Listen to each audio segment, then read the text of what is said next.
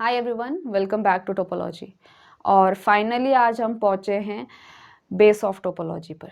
ठीक है, लास्ट दो लेक्चर में हमने बात की about local base of a particular point, है ना, local base for a point. और आज हम फाइनली बात करेंगे अबाउट बेस ऑफ टोपोलॉजी में। इससे पहले भी मैंने आपको एक्सप्लेन किया है कि जिस तरह से वेक्टर स्पेस के अंदर बेसिस होता है और किसी साइक्लिक ग्रुप के अंदर जनरेटिंग एलिमेंट होते हैं, कोई ग्रुप होता है जिसको आप जो है 2-3 एलिमेंट से ही पूरा जनरेट कर सकते हो, वैसे ही आप रिलेट कर सकते हो बेस ऑफ टोपोलॉजी। ठीक है ना, तो एक टोपोलॉजी को बेस रिप्रेजेंट करता है। Let's see how. चलिए, तो सबसे पहले उसकी डेफिनेशन देख लेते हैं। यहाँ पे आपको जो है लोकल बेस और बेस फॉर टोपोलॉजी में डिफरेंस भी पता चलेगा। Let xt be a topological space, a non empty collection B. आपको जो है बुक में यहाँ पे बोल्ड करके दिया होगा, ठीक है ना, तो मैंने यहाँ पे सिंपली बी लिखा है। A non empty collection B of subsets of x is said to form base for topology t if. ठीक है, यानी कि जो b है, जो x का x के सबसेट्स का कलेक्शन है, ये जो है टोपोलॉजी कब बनाएगा। ठीक है ना, पहली शर्त ये है कि वो जो b है वो टोपोलॉजी का सबसेट होना चाहिए। ठीक है, तो एक चीज अब यहाँ पे क्लियर है कि हम जो b ले रहे हैं वो t से ले रहे हैं, यानी कि t के बाहर के मेंबर नहीं लेने हैं, x का कोई भी सबसेट नहीं लेना है। ठीक है ना, हम क्या ले रहे हैं, सिर्फ b के अंदर कौन लोग आएंगे, जो टी में बिलोंग करेंगे। यानी कि एक चीज तो कंफर्म है कि जो बेस है उसके अंदर ओपन सेट आते हैं। ठीक है, दूसरी बात, for each point x belongs to capital X and each neighbourhood of n of x there exist a which belongs to b such that x belongs to a and a is contained in n। ये वही point है जो हमने local base में बात की थी। क्या बात की थी कि अगर आप कोई भी n लेते हो, कहाँ से, n ऑफ x से। ठीक है ना, कहने का मतलब ये है कि अगर आप कोई नेबरहुड लेते हो, ओके, चलिए यहाँ पे है कि let n be t neighbourhood of x। तो ये स्टेटमेंट क्या कहता है कि अगर n कोई नेबरहुड है x का, तो इस b के पास, इस बेस के पास देयर एग्जिस्ट कोई ऐसा मेंबर होना चाहिए, there should exist a belongings to b such that कि ये जो a है ये इस नेबरहुड के अंदर होगा। ठीक है, such that a is subset of n। Clear है ना, ऑब्वियसली ये जो x है ये भी इसमें बिलोंग करेगा।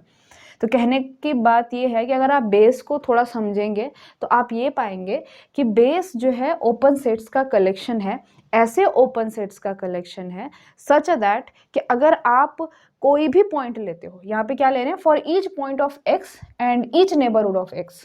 ठीक है, आप कोई भी x लीजिए, उसका कोई भी नेबरहुड लीजिए, तो उस नेबरहुड के अंदर वो ओपन सेट जरूर बिलोंग करेगा। कोई ना कोई ऐसा ओपन सेट जरूर मिलेगा उस बेस के पास जो कि उस नेबरहुड के अंदर जरूर होगा। ठीक है, इसलिए मैं हमेशा बेसिस को इनको बीज की तरह रिलेट करती हूँ। जैसे बीज जो है फल के अंदर होता है, वैसे ही आप यहाँ पे कह सकते हो कि जो बेस है उसके अंदर जो ओपन सेट्स हैं वो किसी ना किसी नेबरहुड के अंदर जरूर होंगे। ठीक है ना, तो आपका जो नेबरहुड ऑफ एक्स है उसको फल की तरह ट्रीट कीजिए और आपका जो बेस है उसको बीज की तरह ट्रीट कीजिए। ठीक है ना, सिंपल सी बात है। अब आपको डिफरेंस समझ में आना चाहिए, इसके बीच का डिफरेंस बिटवीन लोकल बेस और बेस। ठीक है, बड़ा सिंपल सा डिफरेंस है। आपका जो लोकल बेस है वो सिर्फ x पर है, यानी कि वो किसी पॉइंट पर होता है। ठीक है ना, और आपकी जो बेस होती है पूरे टोपोलॉजी पर, यानी कि पूरे टोपोलॉजिकल स्पेस पर होती है। ठीक है, और जो लोकल बेस है वो किसका कलेक्शन होता है, नेबरहुड का कलेक्शन होता है। So this is actually collection of neighbourhood n। ठीक है ना, लेकिन बेस जो है वो किसका कलेक्शन होता है, ओपन सेट्स का कलेक्शन होता है। So this is collection of open set. ठीक है, तो आपको ये चीज़ दोनों में कंफ्यूज नहीं होना चाहिए।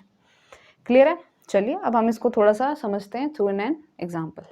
तो पहला जो एग्जाम्पल है वो है let x is equal to A B C D, यानी कि हमारा यूनिवर्सल सेट है ए बी सी डी, और जो टोपोलॉजी है it is empty set A B C D A C D B C D and x।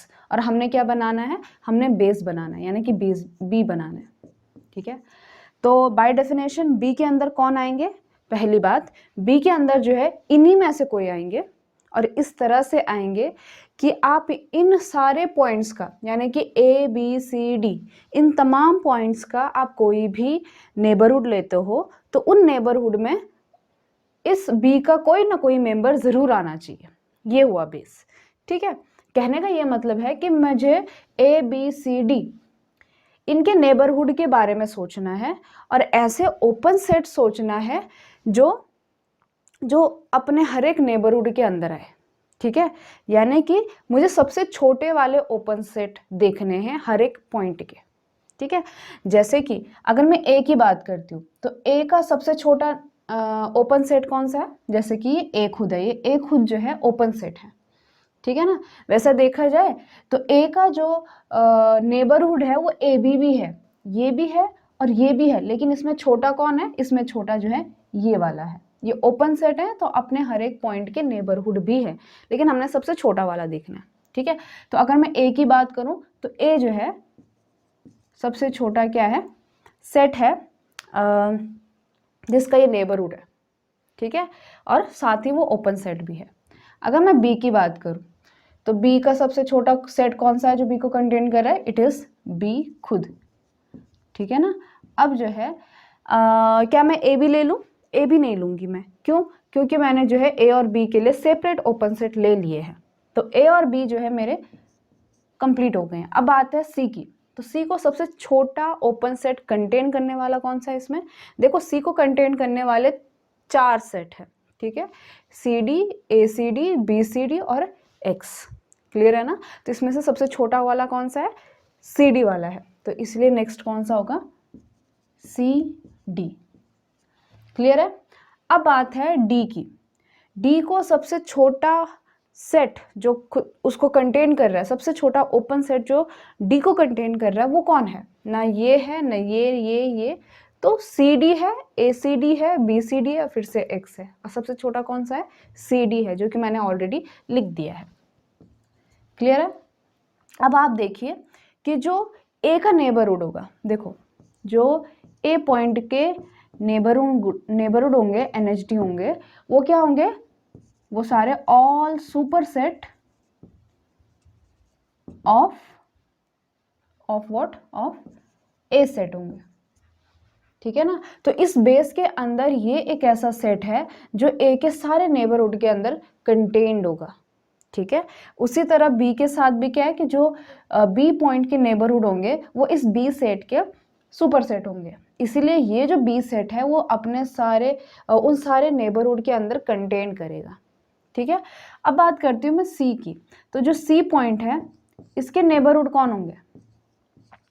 इसके neighbourhood किसके super set होंगे? Super set of C D, ठीक है ना। अब देखो super set of C D जो है ना वो ए सी डी भी है और बी सी डी भी है ना। देखो super set of C D, इसके अंदर जो है कौन है? ए सी डी भी है और बी सी डी भी है। इनकी खास बात यही है कि ये तो सुपर सेट हैं ही सी डी के, प्लस ये ओपन है, नेबरहुड तो ये है ही, लेकिन इनकी खास बात ये है कि ये ओपन है, ठीक है। और सबसे छोटा ये वाला हुआ, ये भी जो है इनके अंदर क्या है? कंटेंट है, क्लियर है ना। तो इसीलिए ये जो सेट है B is equal to A B और सी डी, ये जो है आपका क्या बनाता है? बेस बनाता है, बेस फॉर टोपोलॉजी टी। बस आपने 2 पॉइंट का ध्यान रखना है। नंबर 1 कि इसी टोपोलॉजी में से हमने वो बेस बनाना है। नंबर 2 हर एक पॉइंट का जो नेबरहुड होगा उस नेबरहुड के अंदर इस B का कोई ना कोई मेंबर जरूर आता होगा, ठीक है। अब मैं बात करती हूँ कि आपका जो यूजुअल टोपोलॉजी है इसके अंदर बेस क्या बनाएगा, ठीक है। बहुत सिंपल सा एक्सप्लेनेशन है कि जो यूजुअल टोपोलॉजी है उसके अंदर कलेक्शन ऑफ ओपन इंटरवल्स जो है वो बेस बनाएगा फॉर यू, ठीक है। तो ये चीज़ हमने ऑलरेडी देखी है कि जो x है, x बिलोंगिंग्स टू r, इसके जो लोकल बेस बनाता है वो क्या था? हमने 3 लोकल बेसिस देखे थे इस x के लिए, उसमें से एक ओपन इंटरवल का था, ठीक है ना। तो वैसे ही एक्सप्लेनेशन जो हमने उसके लिए दिया था, सेम जो है एक्सप्लेनेशन इस B के लिए भी है। So a collection of all open intervals in R, then B is base for you, ठीक है। हाउ, पहली बात कि जो हम ये ओपन इंटरवल ले रहे हैं, हमें ये चीज़ मालूम है कि आर यू के अंदर यानी कि टोपोलॉजिकल स्पेस के अंदर जो ओपन इंटरवल होते हैं वो यू ओपन होते हैं, ठीक है ना।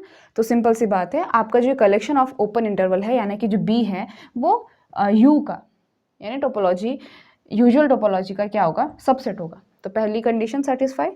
सेकेंड कंडीशन हमें ये दिखानी है कि अगर आप कोई भी मेंबर लेते हो x बिलोंग्स टू r और उसका कोई भी नेबरहुड लेते हो n, तो हमने ये दिखाना है इस n में कोई ना कोई एक ओपन इंटरवल जरूर कंटेंट होगा, ठीक है। सो आपने कोई एक नेबरहुड ले लिया n of x, then there exists open G set such that x belongs to G and G is subset of n। मैंने यहाँ पे किया क्या, यहाँ पे जो है नेबरहुड की डेफिनेशन लगा दी है, नेबरहुड डेफिनेशन कि कोई ऐसा ओपन सेट जरूर एग्जिस्ट करेगा जो कि इस n में कंटेंट होगा, ठीक है। अब आप जो है, अब आप इस ओपन सेट की क्या लगाइए, डेफिनेशन लगाइए कि यूजुअल टोपोलॉजी के अंदर G का ओपन होने का क्या मतलब है। By definition of open set in usual topology एक ऐसा एप्सिलॉन ग्रेटर देन 0 जरूर मिलेगा कि ये जो x माइनस एप्सिलॉन और x प्लस एप्सिलॉन ये जो ओपन इंटरवल है ये इस G का सबसेट होगा, और G जो है वो खुद n का सबसेट है। अल्टीमेटली क्या हो गया आपका कि जो x माइनस एप्सिलॉन और x प्लस एप्सिलॉन जो है वो किस में कंटेंट कर गया, n में कंटेंट कर गया। और यही हमने दिखाना था कि आप कोई भी नेबरहुड लीजिए तो इस B से एक ऐसा मेंबर जरूर मिलेगा जो कि इस n में कंटेंट होगा, ठीक है। और ये हमने बात की थी कोई भी आर्बिट्रेरी एलिमेंट के लिए, इसलिए हर रियल नंबर के लिए प्रूफ हो गई है, ठीक है। इसलिए आपका जो कलेक्शन ऑफ ओपन इंटरवल्स है वो क्या बना दिया, बेस फॉर यू। अब यहाँ पे मैं एक इंटरेस्टिंग चीज़ कहना चाहती हूँ कि जब आपने ओपन इंटरवल की बात की है तो हम ए बी ऐसे हमारे दिमाग में आ रहा है, ठीक है। अब मैं कोई भी पॉइंट लेती हूँ तो यहाँ पे जो ये ए और ये बी है ना, ये जब हम जनरली ओपन इंटरवल की बात कर रहे हैं तो ये ए और बी जो है वो रैशनल इरेशनल कुछ भी हो सकते हैं, वो एक रियल नंबर है, ए और बी दोनों रियल नंबर है, ठीक है। लेकिन अगर आप एक्स लेते हो आर से, कोई भी पॉइंट लेते हो आर से, और आपको मालूम है कि क्या कहते हैं इस रियल लाइन पर जो है दो पॉइंट्स के बीच में there are infinitely many rationals and infinitely many irrational, ठीक है ना। तो जैसे कि हमने x के लिए ये एक ओपन इंटरवल बनाया है x माइनस एप्सिलॉन और x प्लस एप्सिलॉन, तो मैं ऐसा कंस्ट्रक्शन कर सकती हूँ जहाँ पर ये आपका जो ओपन इंटरवल होगा ना, ये यहाँ पे भी रैशनल होगा, ये भी रैशनल नंबर होगा, और ये भी जो है एक रैशनल नंबर होगा, ठीक है। तो कहने का ये मतलब है कि आपका अगर आप b लेते हो, b ओपन इंटरवल का कलेक्शन सच दैट कि इसके अंदर b is equal to open interval r comma s such that r और s जो है वो दोनों रैशनल से बिलोंग करते हैं, ठीक है ना। तो ये जो है ये भी बेस बनाता है। यहाँ पे तो हमने ए और बी कुछ भी ले लिए, लेकिन यहाँ पे जो आर और एस हैं ये केवल रैशनल हैं, और ये भी जो है टोपोलॉजी यूजुअल टोपोलॉजी के लिए बेस बनाती है, ठीक है। इसका यूज़ होने वाला है इसलिए बता रही हूँ। चलो अब लास्ट एग्जाम्पल देखती हूँ मैं। It is discrete topology, obviously XT। तो आपको मालूम है कि जो डिस्क्रीट टोपोलॉजी है इसके अंदर हर सबसेट जो है वो ओपन सेट होता है, ठीक है ना। और सबसे छोटे क्या होंगे, सिंगलटन होंगे। सिंगलटन भी कैसे होते हैं, ओपन होते हैं, ठीक है। तो अगर आप यहाँ पे बेस लेते हो तो सारे सिंगलटन का कलेक्शन ले लो, क्योंकि हमने करना क्या है, हमने हर एक पॉइंट को कंटेन करने वाला सबसे छोटा ओपन सेट की कलेक्शन करनी है, ठीक है। So B is equal to what, B is equal to collection of this singleton set X such that this X belongs to capital X। अब आपको मालूम है ये क्या है, ये ओपन है, तो ऑब्वियसली हर मेंबर जो है वो टोपोलॉजी T का क्या है, पहली बात B जो है वो D का सबसेट हो जाएगा, और सेकेंड क्या, फिर से वही फॉर ईच नेबरहुड, चलो लिख ही लो, for each x belongings to capital X NHD n of x, क्या होगा कि it will be this n will be super set of all this singleton, ठीक है ना। n will be super set of this singleton set X, और इस तरह से आप ये कह सकते हो कि ये जो x है ये n के अंदर कंटेंड होगा, और ये था कहाँ का मेंबर, ये b का मेंबर था। तो हर नेबरहुड के लिए आपके पास बेस के अंदर एक ऐसा सेट ज़रूर मिल रहा है जो उसके अंदर कंटेंट होगा, ठीक है, नेबरहुड के अंदर कंटेंट होगा।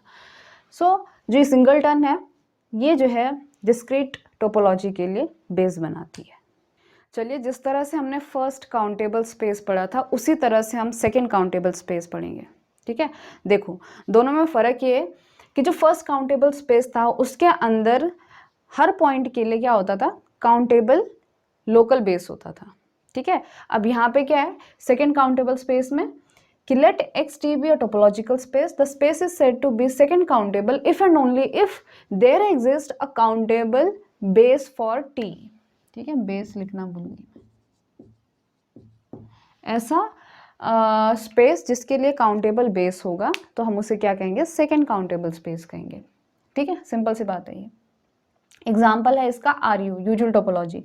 आपने देखा होगा कि जो फर्स्ट काउंटेबल स्पेस है उसमें भी यूजुअल टोपोलॉजी जो है वो फर्स्ट काउंटेबल होती है, और यहाँ पे जो है यूजुअल टोपोलॉजी सेकंड काउंटेबल भी है, ठीक है ना। तो आप एक एग्जांपल रख सकते हो अपने दिमाग में कि जो यूजुअल टोपोलॉजी है वो फर्स्ट काउंटेबल भी है और सेकंड काउंटेबल भी है।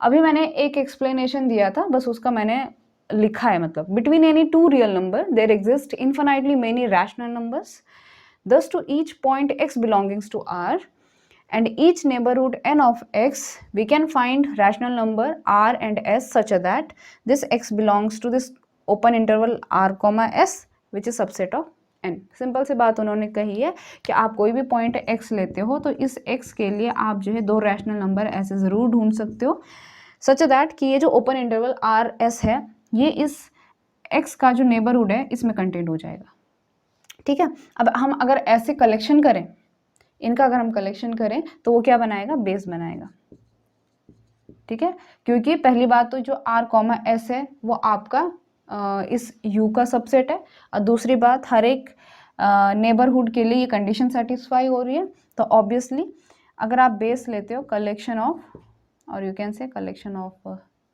All this R comma S such that R S जो है आपका सेट ऑफ रैशनल नंबर से है, तो ये जो है बेस बनाता है, ठीक है। तो आप देख पाते हो कि जो रैशनल नंबर्स हैं वो काउंटेबल हैं, ठीक है, दीज आर काउंटेबल एंड दस दिस ओपन इंटरवल की जो कलेक्शन है वो काउंटेबल है। मैंने ये नहीं कहा कि ये काउंटेबल है, ऐसा आप जैसे मान लीजिए एक 1 2 ले लिया, एक जो है 5 6 ले लिया, तो ये काउंटेबल है, ये ओपन इंटरवल अपने आप में काउंटेबल है, ठीक है।